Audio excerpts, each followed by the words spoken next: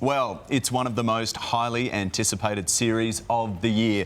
And overnight, the first 3 episodes of Harry and Meghan's bombshell docu-series dropped. The pair didn't hold back, opening up about escaping the monarch, dealing with racism, and for the first time, Meghan addressed the strained relationship with her estranged family, including older sister Samantha.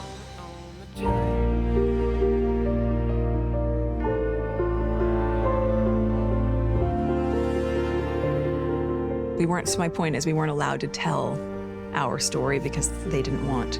We've never been allowed to tell our story. It's the explosive series that had the royal family bracing for the worst. Harry and Meghan opening up about life inside the palace walls and their desperate escape from the institution. My mum did such a good job in trying to protect us. She took it upon herself to basically confront these people. But I knew that I had to do everything I could to protect my family. Hi, Grandma. Yeah. Hi, Grandma. Especially after what happened to my mum. Yeah. That's your Grandma Diana. Yeah. You know, I didn't want history to repeat itself. Witnessing firsthand the impact divorcing a royal had on his mum. The moment that she divorced and the moment she left the institution, then she was by herself. Yes, she may well have been one of the most influential and powerful women in the world, but she was completely exposed to this. And taking a not-so-subtle swipe at other relationships within the I institution. think for so many people in the family, especially obviously the men, there can be a temptation or an urge to marry someone who would fit the mold, as opposed to somebody who you perhaps are destined to be with. The difference between making decisions with your head or your heart. And my mum certainly made most of her decisions, if not all of them, from her heart. And I am my mother's son. Harry repeatedly comparing his wife to his mum, Princess Diana. So much of what Meghan is and how she is so similar to my mum. She has the same compassion, she has the same empathy, she has the same confidence. She has this warmth about her. From the monarchy to the Markles, for the first time, Meghan opens up about her side of the family. Suddenly you just have my mom who's classy and quiet and there, and then you have the other side of my family that is just acting differently. Addressing her strained relationships, including with half-sister Samantha. My half-sister, who I hadn't seen for over a decade, and that was only for a day and a half, suddenly it felt like she was everywhere. I don't know your middle name, I don't know your birthday. And while Meghan and Samantha's relationship is non-existent, the former actress was extremely close to Sam's daughter, Ashley. I think we both craved the same thing. You know, I wanted a sister, and she was like a little sister. As Meghan's status grew, so did friction within the family. Samantha pretty quickly began expressing a lot of angry words about Meg towards me. And the more Meghan's family spoke out, the more the Duchess severed ties, eventually resulting in Ashley being uninvited from the pair's 2018 wedding. To know that it was because of my biological mother that this relationship that's so important to me was impacted in that way.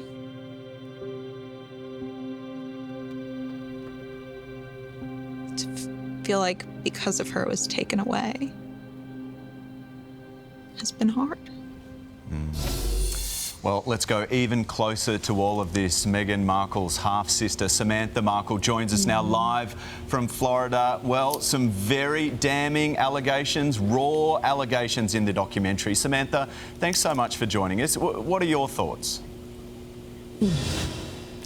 Well, first of all, I'm not going to call it a documentary. I could only think, you know, when I was trying to appropriately name it, it was a flopumentary.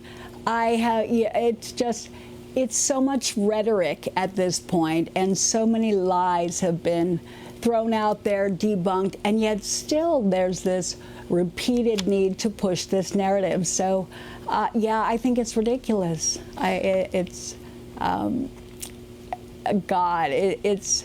it borders on comedy. It's that bad.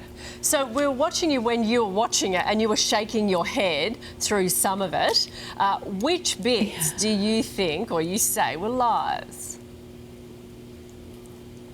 Well, you know, hearing Harry say that they want to tell their story, first of all, just flies in the face of intelligence and logic, because everybody knows they were paying very pricey PR to tell their story. Not only that, but to disparage and to shape social perception about others whom they wanted to stay silent. They were definitely in control of an entrenched media agenda. Otherwise, their PR would have been pointless.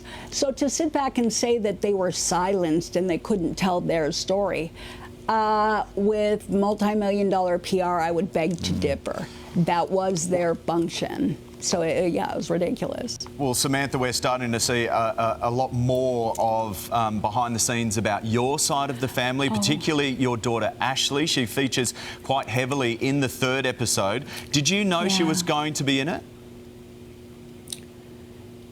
No, I knew that she was not at the wedding, and it kind of saddens me, but it's really surprising to hear that there was a narrative spun that made Ashley feel like she was not invited because of something having to do with me. Well, I heard from a royal insider who knows that was up to Meghan. So Meghan lied to my daughter, which made my daughter, I think, begrudge me a little bit, thinking it was my fault.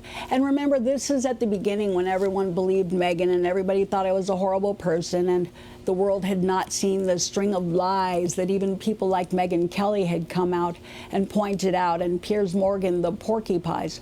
But then, you know, I can see how my daughter would have felt sort of torn between the two, and then feeling perhaps like she couldn't go to the wedding because of me. Well, that's not true. That's a lie.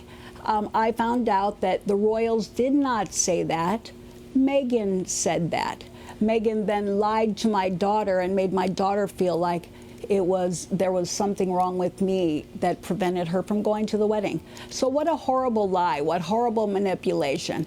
And you know what, I'm just going to call it totally dishonest slop. But more than that, to pit family members against one another using lies and manipulation. Now, the buck stops here. So totally ridiculous. And I'm sorry she did that to my daughter. That's very sad. So you previously said you helped raise Meghan, which she denies in that series. No. In fact, that's another tabloid spin. Nobody ever saw me say I helped raise Meghan. That was a construct. Both my brother and I were very forthcoming that we were like normal brothers and sisters. We babysat, we went to the duck pond, we went shopping, we did normal stuff. So if anyone heard and thought that I ever said I helped raise Meghan, not any more than any older brother or sister would. So that was a lie. And I think people were really confused by that. They don't understand aggregate news. And I found out from an attorney in London that there was an entrenched media agenda against me. I was never on a fixated persons list. That was made up. A lot of the stories that were out there were being generated with the purpose of discrediting and silencing us.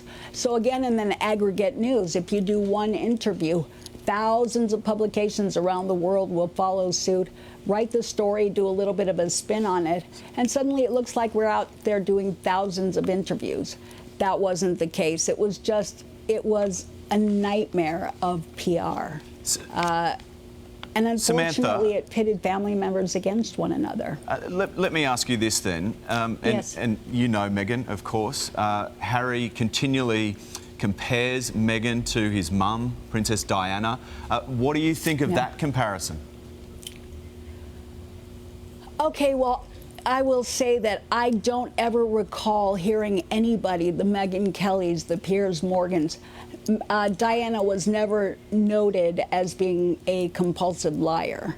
Diana was never noted as destroying other people, ignoring people through heart attacks, strokes, pandemics, and I think the bottom line here is for her to say that, her family's estranged or they weren't close, even Uncle Mike, who was not invited to the wedding, or the Raglins. What was she doing to reach out to family to be close? It's like she's making everybody else responsible for the fact that she didn't care or want to be bothered. So the bottom line here is it's not the family members, and to suggest that it is a total lie. She had an obligation to participate as a family member. And I just think that the truth has to be out there. And they can't pay PR and spin the narratives to make everybody else the villain. The Royals are all horrible. The Markles are all horrible. Everybody's horrible but them. Isn't that just a miracle? Look, a lot of allegations are put in this documentary, or as you say, a flopumentary. Let's put another one to you. Did you take your dad's phone in the hospital and cut Meghan off? Because that's what she says.